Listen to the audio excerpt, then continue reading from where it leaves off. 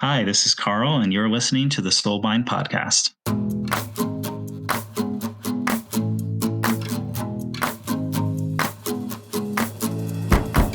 Well, hello, Carl. Nice to have you on the pod. Thank you for making time for this today. Yeah, thank you so much, Bryce. I really appreciate you asking me to come on. I'd love to know more about you because I know you in a gaming setting. We've faced each other many times, but I'd like to know a little bit more about you and gaming. So where did it start with for you? Sure. Well, so gaming for me, very early, like my family played board games. I'm recalling a particular board game called Masterpiece, which was like very 70s. Even though I was born in the 80s, we had this 70s board game where you would auction off art for, it's like basically an auctioneer art board game. It was really interesting. Mm-hmm. My sister had a Nintendo, so it was some video games. And I eventually got a Sega Genesis, one for myself when I was around 10. And around that same time, I came across this card game, one of the early trading card games called Marvel Overpower. Mm-hmm. I'm not sure how many people are very familiar with this, but it was basically, Magic had come out the year prior or 2 years prior. And Marvel and Fleer were getting into the trading card game. So they had all kinds of Marvel characters, Spider-Man, Cyclops, Professor X, and you would assemble your team of four characters, and you would, do card battles.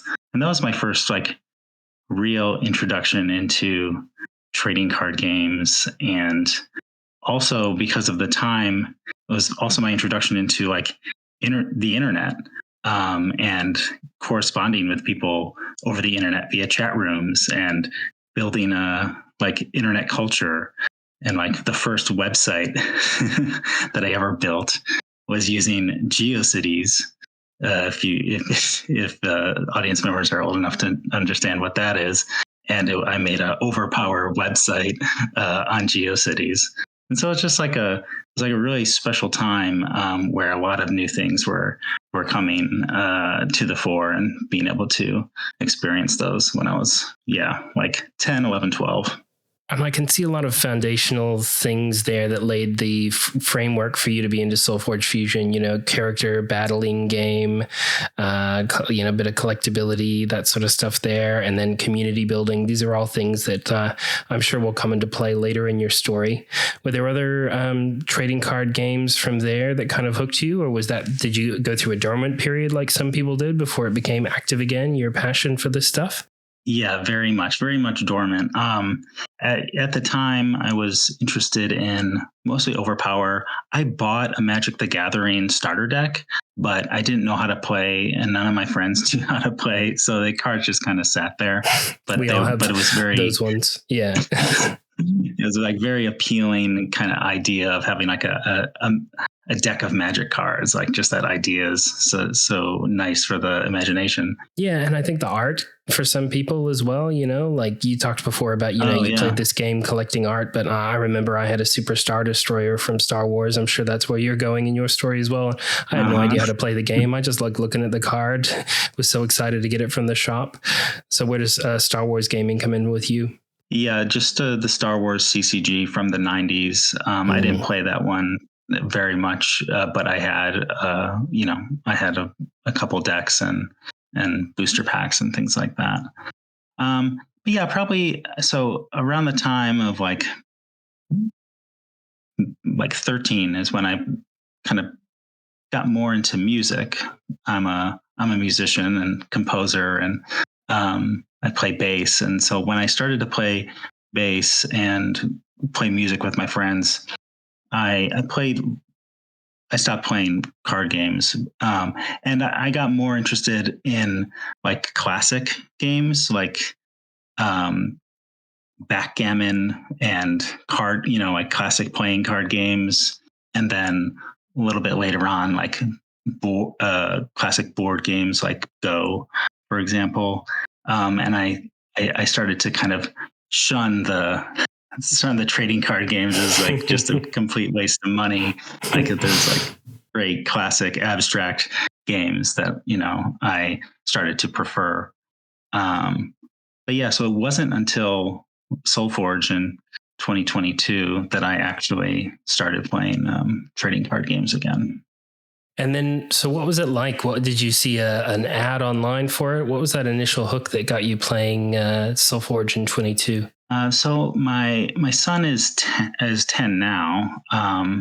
He was 8 around the time, and his friends were getting into trading card games like Pokemon, and I just like being reminded that these are a thing. Like, oh yeah, those are a thing, and oh yeah, I remember Overpower. I used to like this thing. Yeah, I used to like this thing, and then I went down a YouTube rabbit hole of like, I wonder what's going on with Overpower these days. So I searched on YouTube for Overpower, and then suddenly my YouTube results are bringing me here's other videos about other trading card games. And I came across the Team Covenant YouTube channel. Yep. And they had done a special episode all about Overpower, where they got some decks from a fan, and they played through it and just kind of talked about this classic game. And then I saw their other materials, and one of them was SolForge Fusion. And seeing them talk about the game and explain the mechanics of how it worked and how the decks are unique and algorithmically generated, it just started to be very interesting and hook me from that point. And so that was probably summer of 2022. So set the scene for me. Is that like Gen Con, the first Gen Con, or had the game been around for a while? I'm trying to figure out which generation of player you kind of fit into. Who were the key personalities in the game at the time you entered? Yeah, well, I didn't really know about the Discord or anything in that summer. I was really just aware of Team Covenant and their coverage of it. And then it wasn't until the fall, when the retail release happened, that I was able to actually get some decks and start playing. So yeah, I wasn't really. I would say I'm a part of the original retail release as far as player generation. Nice. Yeah, it's always interesting to me. Different people come at different times. They take different things away. They have nostalgia for different phases of the game. And it's kind of great the kind of pocket you sit in, because I talked to so many people that were original SolForge players, the digital game. And Fusion is totally different to them. So it's nice to kind of, you were definitely ahead of me in terms of adopting the game. But this game doesn't have classes like that. It's not like a Magic player who's telling you can't join the game gatekeeping because you haven't played for the last 25 years. We're just talking a year or two's difference and entry point. So when did you, I don't know how to put this exactly. When did you felt like you were competitive with the game? Maybe you still don't feel that way. I feel that way about you when I play with you, but I'm just curious about that. When you kind of felt like you could hold your own competitively. Sure. Well, maybe to go back a little bit before that, because my first game that I ever played, I was against Nathus, Sam, at Unison Games Cafe. So a world champion, a future world champion, I guess, at that point. Exactly. And I went to a different store in Connecticut to get a booster pack or two, maybe, and then went to the first event that I could attend at Unison Games Cafe. And I had an Alloyin Utera fuse, which is, kind of true to form for me. This is where the love set in for Alloyin that day. Yeah. But I think, so yeah, my first game was against Sam, and I think I got just completely destroyed.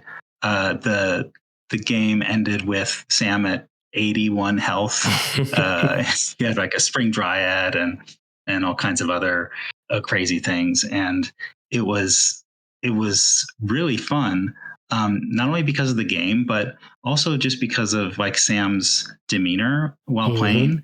He never has this attitude like, oh yeah, okay, yeah, you're gonna do that. Okay, yeah. No, it's like everything you do is like cool. Like, oh, that's awesome. Like, oh, that's like, so like even like if he's winning or losing, he's just so interested in like how the game works and expresses that enthusiasm across the table. So like it's always a good experience playing with him.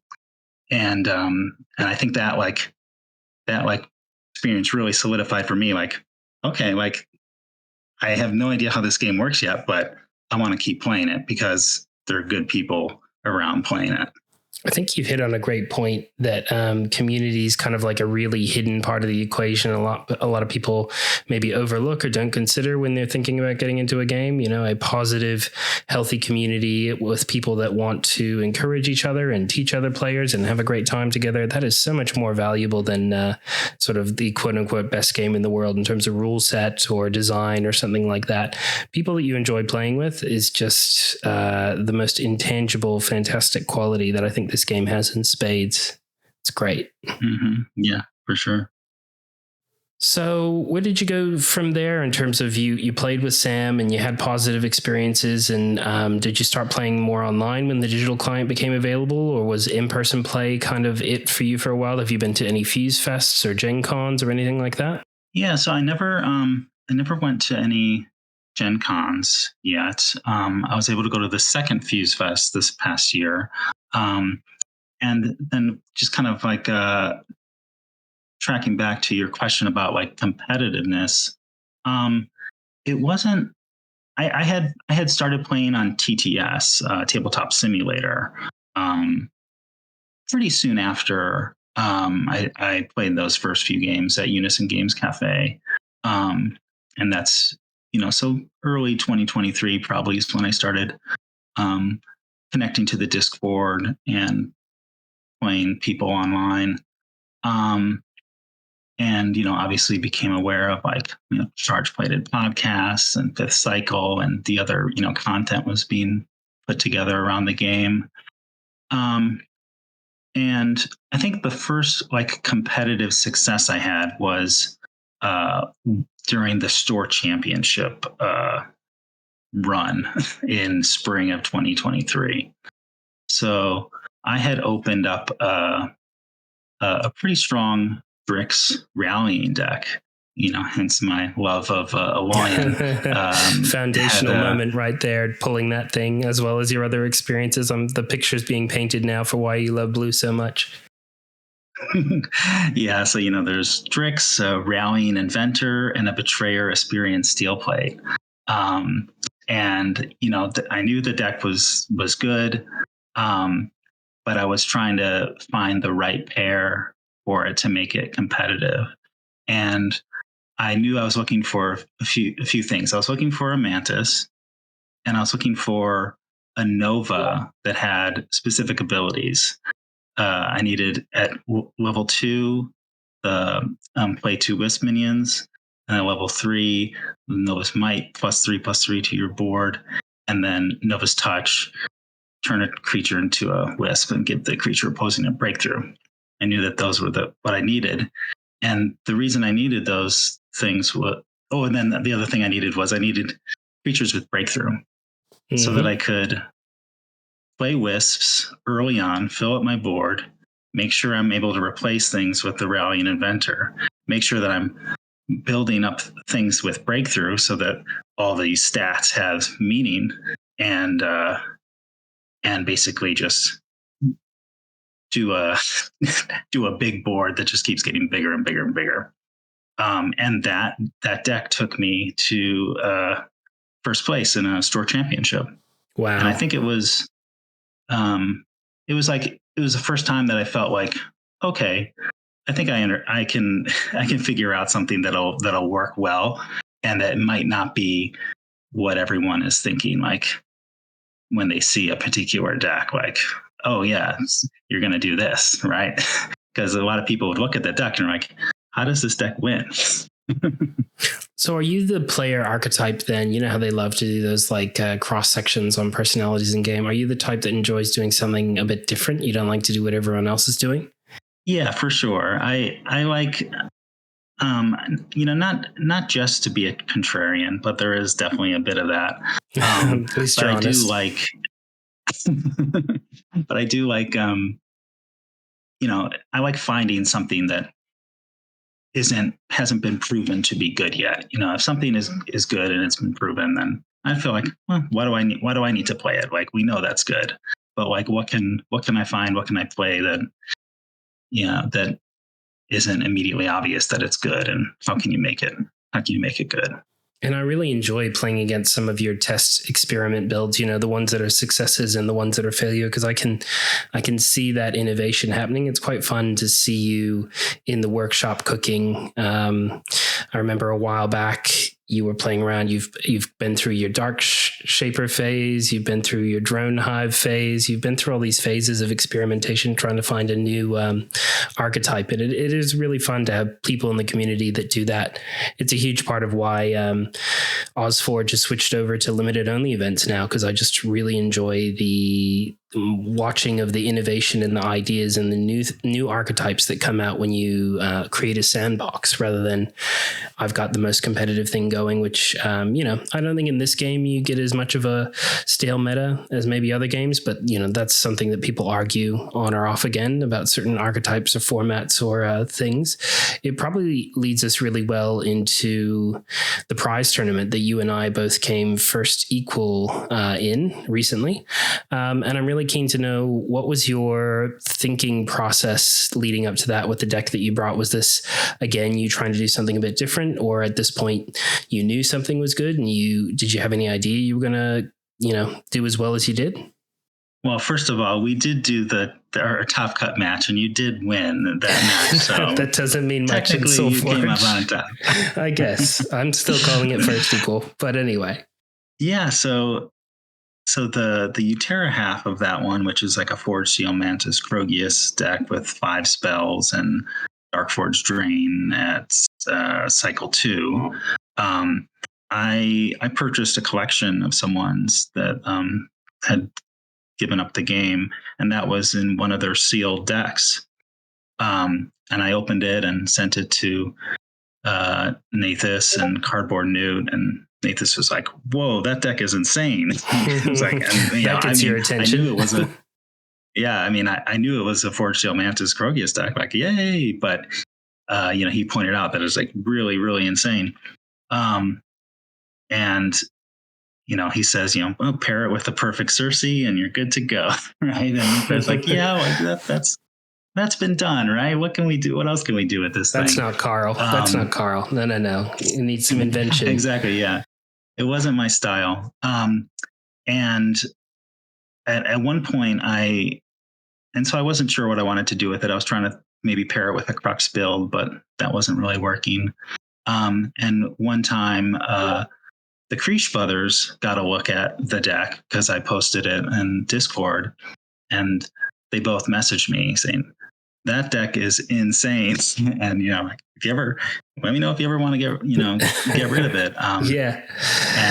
And Core mentioned that it would be perfect for a type of Darkforge Drain deck that he was trying to do with Steel Rosetta and Inspire. And he had a Betrayer Summoning Council deck that had the right loadout of abilities. And yeah, so he gave me the idea of like, you could do a hyper upgrade Steel Rosetta Inspire type build. So I started to look in my collection for a deck that would fit that. And I did find one, and I played it a few times. I've definitely played it against you, Bryce, and things weren't really working the way I wanted it to.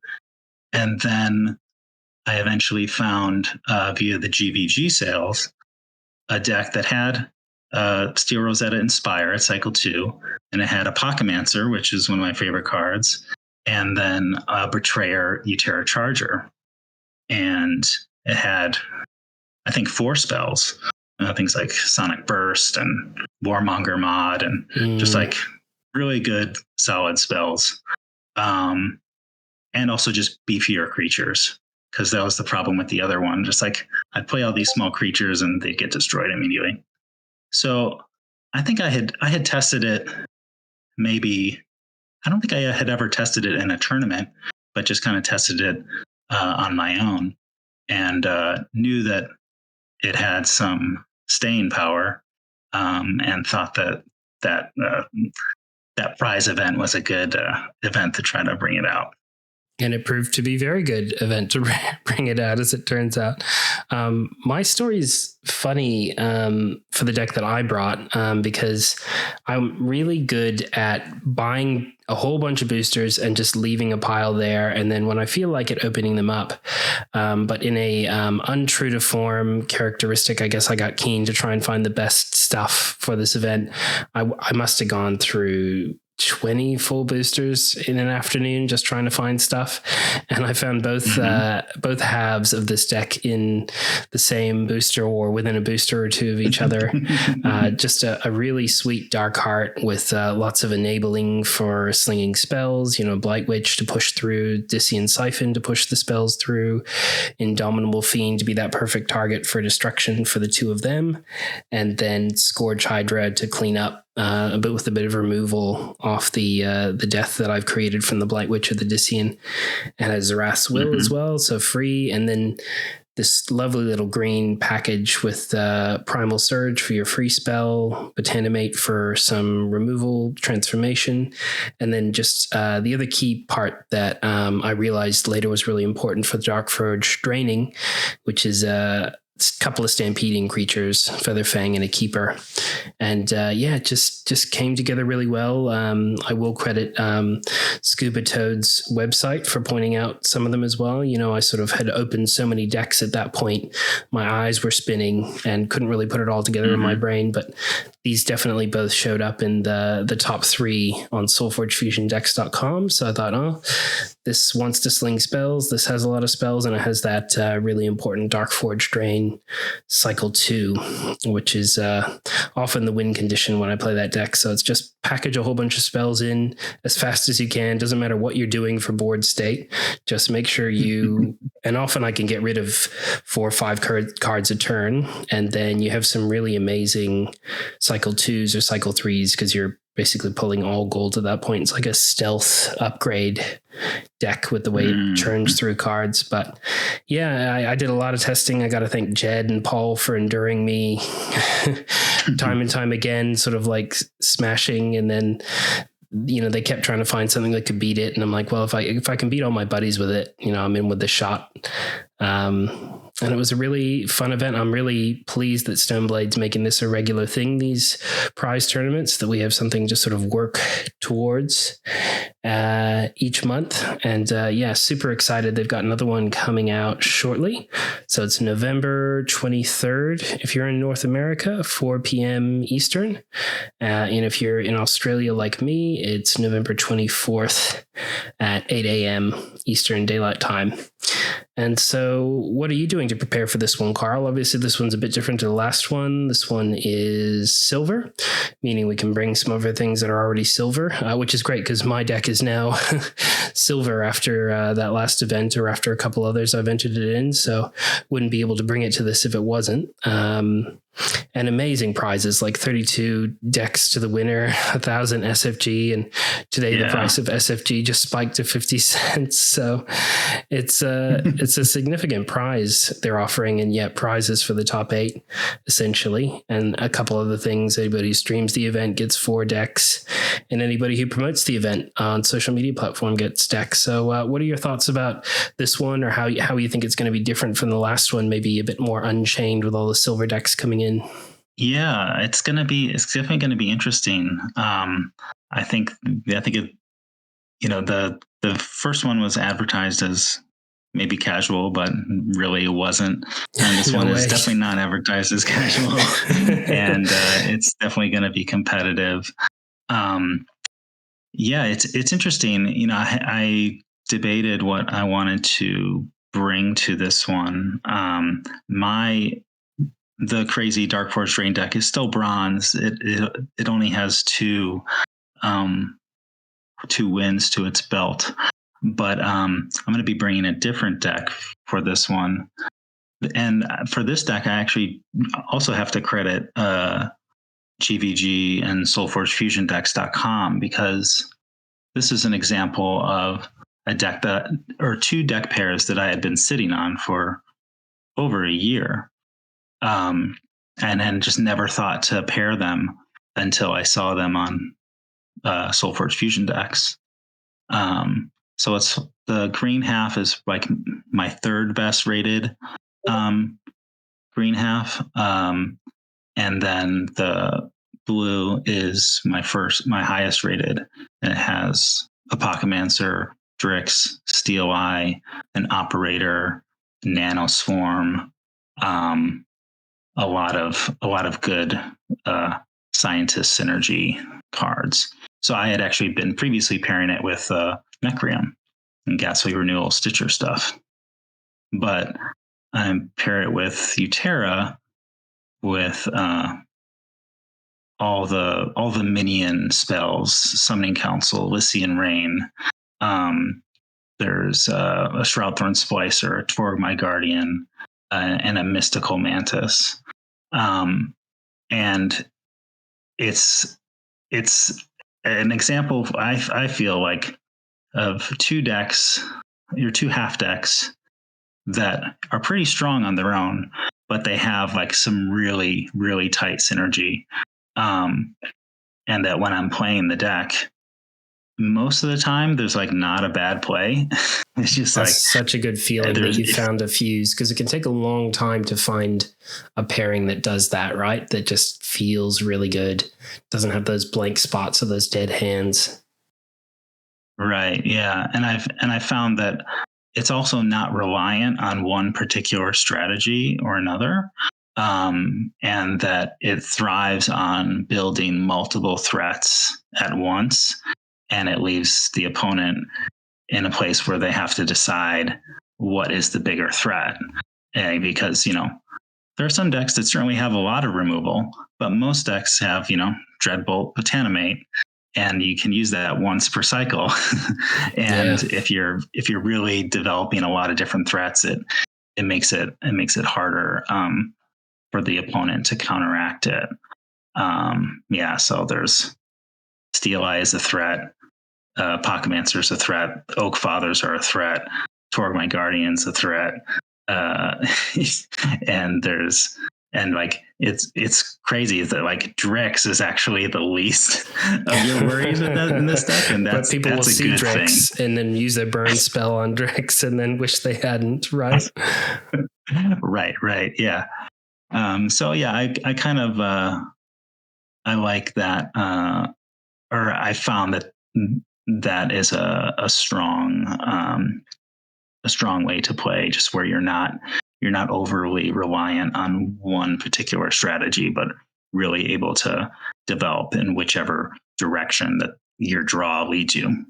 I couldn't agree more. You hear all the time people really concerned about Krogius, really concerned about Rumblespark, but those are somewhat draw dependent decks. We've all played the games where we didn't draw those cards, or played the game where we did, and it just is a little inconsistent from time to time. Some people have more consistent builds than others, but I can definitely see the value in building around. I don't really mind what I'm drawing. I'm still building the game state I want and progressing my game state. I'm a little bit like that in my deck as well, where as long as I'm stuffing spells, it's fine. And if there's a Dark Heart on the board, then that's great, and I'm getting all the drain.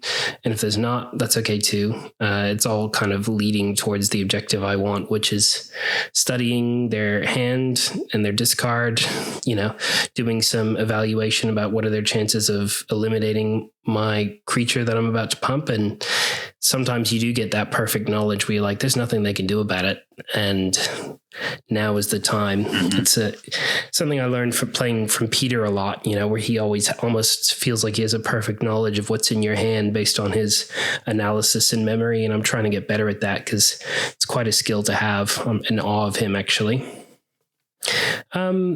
It should be a really great event. I'm excited. Well, I'm a bit intimidated by your deck, but I'm definitely going to bring my one again and see how it can go in a silver competition against some of the best players in the world. I still think it'll be very fun and good spot for new players to get exposed to some really interesting archetypes and some really nice people. What are your sort of hopes and dreams going forward for the game? Have you been enjoying any of the recent innovations they've been putting out? Have you been playing the Phantom event? Yes, yeah. I've been really enjoying it. I enjoyed the Scorchworm event. I didn't really end up getting to play that as much after the first day. But that was really, really fun. And then this Phantom Q event, it kind of reminds me of when like they were doing the sealed tournaments a little bit, where you win a couple, however many games, and you get to keep the sealed decks. And I think that this queue ended up being very tough for me. I wasn't able to soulbind anything. I guess I still have another chance tomorrow. But I think it's a great idea of being able to kind of run these events that just kind of run themselves, really. They don't need to necessarily like have a tournament organizer, but it can just be something that's built in and can be ongoing. And if they're going to be changing these things every month, that seems great. And I will be. My current plan is to be going to PAX Unplugged in Philadelphia next month. So I'll be participating in the sealed tournament and the storyline tournament. And I have a fun deck to bring for the storyline tournament. Fantastic. I really want to take this opportunity to thank you for a bunch of things. Like, we've had some really terrific, fun conversations and games together, both being a part of this community. You've been really supportive of what SolForge is doing, putting up some of your own prizes for different events we run. I really got to thank you for that. And you're also one of the Patreons for this podcast. So in lots of different ways, you've helped support me, helped support what I'm trying to do, helped support this community. So on behalf of all of us, thank you, Carl. We really appreciate having you as part of this community in this game. Thank you, Bryce. Yeah, I think what you're doing with SolForge is just fantastic, and it's often very thankless work. So I'm happy to support in the ways that I can. So thank you. Appreciate it. Well, this has been good. I'm trying a different format here. It's going to be a little bit more raw, a little bit more unedited, and a little bit quicker to get through episodes, try and tell people's stories. But on behalf of everyone, Carl, thanks again. It's been lovely chatting to you, and looking forward to hopefully seeing you on the battlefield of the prize tournament on November 23rd. We'll sign off there, and we'll see you next time. Thanks, everybody.